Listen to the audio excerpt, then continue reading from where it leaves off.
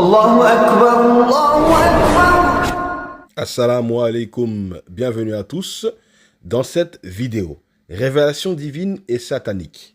Nous lisons dans l'évangile de Matthieu ce que Jésus a dit à Pierre.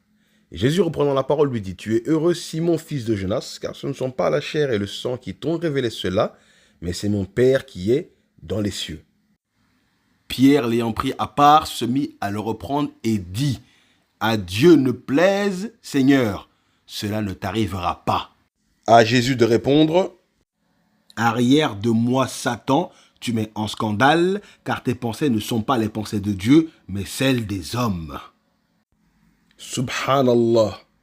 Donc cette personne qui reçoit des révélations divines selon Jésus, selon ce même Jésus, cette personne a des pensées sataniques. Mais le malheur, justement, c'est que comment peut-on comprendre que Jésus à Gethsémani lui-même va remettre lui-même sa mort en cause? Je m'explique. Jésus, il a appelé comment Pierre? Satan. Parce que Pierre s'était opposé à la mort de Jésus.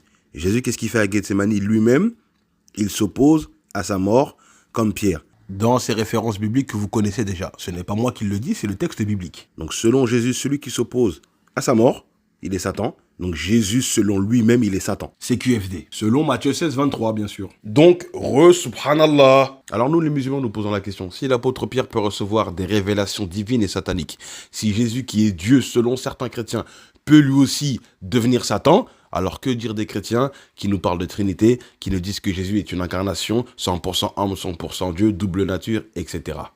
À bon entendeur, salut. Assalamu alaikum wa rahmatullah.